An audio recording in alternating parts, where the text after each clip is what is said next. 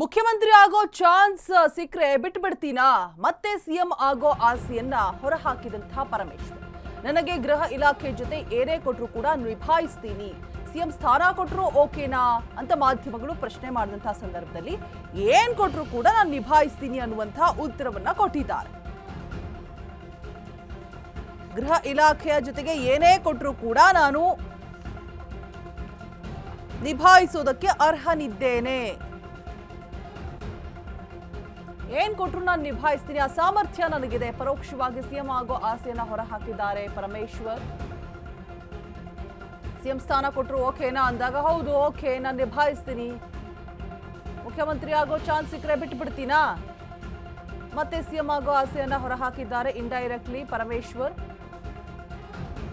ನನಗೆ ಗೃಹ ಇಲಾಖೆ ಜೊತೆಗೆ ಏನ್ ಕೊಟ್ರು ಕೂಡ ನಿಭಾಯಿಸುವೆ, ಸಿಎಂ ಸ್ಥಾನ ಕೊಟ್ಟರು ಕೂಡ ನಾನು ನಿಭಾಯಿಸುವುದಕ್ಕೆ ಸಮರ್ಥನಿದ್ದೀನಿ.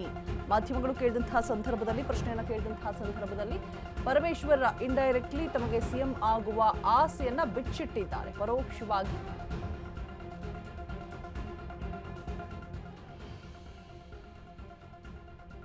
ಸಿಎಂ ಆಗೋ ಚಾನ್ಸ್ ಏನಾದರೂ ಸಿಕ್ಕರೆ ಬಿಟ್ಬಿಡ್ತೀನಾ? ಹಾಗೆ ಆಗ್ತೀನಿ, ನಿಭಾಯಿಸೋ ಅರ್ಹತೆ ಇದೆ, ನನಗೆ ಸಾಮರ್ಥ್ಯ ಇದೆ, ನಾನು ನಿಭಾಯಿಸ್ತೀನಿ. ಈ ಖಾತೆ ಜೊತೆಗೆ ಯಾವುದನ್ನೇ ಕೊಟ್ಟರೂ ಕೂಡ ನಾನು ನಿಭಾಯಿಸೋದಕ್ಕೆ ರೆಡಿ ಇದ್ದೀನಿ ಅನ್ನುವಂಥ ಮಾತನ್ನ ಹೇಳೋದ್ರ ಮುಖೇನ ಸಿಎಂ ಆಗುವಂತಹ ಒಂದು ಆಸೆಯನ್ನು ಪರೋಕ್ಷವಾಗಿ ಪರಮೇಶ್ವರ್ ಹೊರಹಾಕಿರುವಂಥದ್ದು. ಸಿಎಂ ಸ್ಥಾನ ಕೊಟ್ಟರೂ ಕೂಡ ನಾನು ನಿಭಾಯಿಸಬಲ್ಲೆ ಅನ್ನುವಂಥ ಮಾತನ್ನು ಹೇಳ್ತಾ ಇದ್ದಾರೆ. ಈಗ ಆಲ್ರೆಡಿ ಪವರ್ ಫೈಟ್ ಅನ್ನುವಂಥದ್ದು ತಾರಕಕ್ಕೇರಿದೆ. ಇವತ್ತು ಫೈನಲೈಸ್ ಆಗುತ್ತೆ, ನಾಳೆ ಫೈನಲೈಸ್ ಆಗುತ್ತೆ, ಹೈಕಮಾಂಡ್ ನಿರ್ಧಾರ ಏನಿದೆ ಅನ್ನುವಂಥ ಕ್ಯೂರಿಯಾಸಿಟಿ ಒಂದು ಕಡೆ ಆದರೆ, ಸಾಕಷ್ಟು ತೊಂದರೆಗಳಾಗ್ತಾ ಇದೆ, ಮಳೆಯಿಂದಾಗಿ ಅವಾಂತರಗಳ ಸೃಷ್ಟಿ ಆಗ್ತಾ ಇದೆ, ಆ ಕಡೆ ನಾಯಕರುಗಳು ಗಮನ ಹರಿಸ್ತಾ ಇಲ್ಲ, ಇಲ್ಲಿ ಕುರ್ಚಿ ಕಿತ್ತಾಟ ನಡೀತಾ ಇದೆ ಅನ್ನುವಂಥ ಮಾತುಗಳು ಸಾರ್ವಜನಿಕ ವಲಯದಿಂದ ಆಕ್ರೋಶ ಭರಿತರಾಗಿ ಹೊರ ಹಾಕ್ತಾ ಇದ್ದಾರೆ. ಬಟ್ ಇಲ್ಲಿ ಮಾತ್ರ ನಾಯಕತ್ವದ ಫೈಟ್ ನಡೀತಾನೆ ಇದೆ ದಿನೇ ದಿನೇ. ಸೊ ಇದೀಗ ಗೃಹ ಇಲಾಖೆ ಜೊತೆಗೆ ಏನೇ ಸ್ಥಾನವನ್ನು ಕೊಟ್ಟರು ಕೂಡ ನಾನು ನಿಭಾಯಿಸ್ತೀನಿ ಅನ್ನುವಂಥ ಮಾತನ್ನ ಪರಮೇಶ್ವರ್ ಅವರು ಹೊರ ಹಾಕಿರುವಂಥದ್ದು. ಪರೋಕ್ಷವಾಗಿ ಒಂದು ರೀತಿಯಾಗಿ ತಮ್ಮ ಸಿಎಂ ಆಗುವಂತಹ ಆಸೆ ಕನಸನ್ನ ಬಿಚ್ಚಿಡ್ತಾ ಇದ್ದಾರೆ ಅಂತ ಹೇಳಿದ್ರು ಕೂಡ ತಪ್ಪಾಗ್ಲಿಕ್ಕಿಲ್ಲ. ಏನೋ ಒಂದು ಮಾತು ಬರುತ್ತೆ ಅಂದ್ರೆ ಮಾಧ್ಯಮ ಯಾವ ಸ್ಥಾನ ಕೊಟ್ಟರು ನಿಭಾಯಿಸ್ತೀನಿ ಅಂದಾಗ ಸಿಎಂ ಸ್ಥಾನ ಕೊಟ್ಟರು ನಿಭಾಯಿಸ್ತೀರಾ ಅಂತ ಮಾಧ್ಯಮಗಳು ಪ್ರಶ್ನೆಯನ್ನ ಕೇಳಿದಂತಹ ಸಂದರ್ಭದಲ್ಲಿ ಹೌದು ನನಗೆ ನಿಭಾಯಿಸುವಂತಹ ಸಾಮರ್ಥ್ಯ ಇದೆ, ನಾನು ಏನ್ ಕೊಟ್ಟರು ಕೂಡ ನಿಭಾಯಿಸಬಲ್ಲೆ ಅನ್ನುವಂತಹ ಉತ್ತರವನ್ನ ಕೊಡೋದ್ರ ಮುಖಾಂತರ ಡೈರೆಕ್ಟ್ಲಿ ಆರ್ ಇಂಡೈರೆಕ್ಟ್ಲಿ ಅನ್ನೋದು ಇಲ್ಲಿ ಮ್ಯಾಟರ್ ಆಗಲ್ಲ, ಪರೋಕ್ಷವಾಗಿನೇ ಅಂತ ಹೇಳಿದ್ರು ಕೂಡ ತಪ್ಪಾಗಲ್ಲ. ಹೊರ ಹಾಕಿದ್ದಾರೆ ಸಿಎಂ ಆಗುವಂತಹ ಆಸೆ ಕನಸನ್ನ ಪರಮೇಶ್ವರ್ ಅವರು ಬಿಚ್ಚಿಡ್ತಾ ಇದ್ದಾರೆ. ನಾಯಕತ್ವದ ಫೈಟ್ ಒಂದ್ ಕಡೆ ನಡೀತಾ ಇದ್ರೆ, ಇಲ್ಲಿ ನಾನು ಕೂಡ ಅರ್ಹನಿದ್ದೇನೆ, ನನಗೂ ಕೂಡ ಸಿಎಂ ಆಗುವಂತಹ ಸಾಮರ್ಥ್ಯ ಇದೆ, ನಾನು ಕೂಡ ನಿಭಾಯಿಸಬಲ್ಲೆ ಅನ್ನುವಂತಹ ಮಾತುಗಳು ಕೇಳ ಬರ್ತಾ ಇರುವಂಥದ್ದು.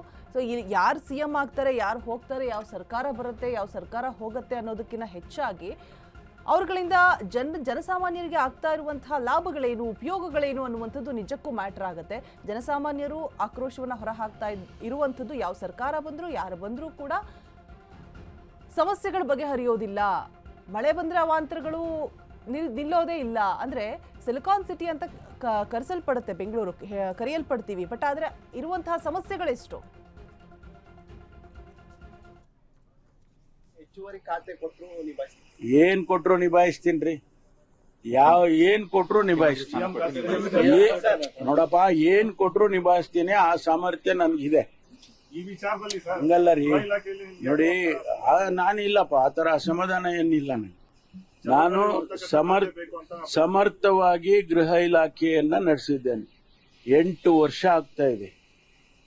ಅಂದ್ರೆ 3 ವರ್ಷ 2 ವರ್ಷ ಎಲ್ಲ ಒಟ್ಟಿಗೆ ಸೇರಿದ್ರೆ 8 ವರ್ಷ ಆಗ್ತಾ ಇದೆ ಗೃಹ ಇಲಾಖೆ. ನನಗೆ ಬೇಸರ ಏನಿಲ್ವಲ್ಲ, ಬೇಸರ ಏನು.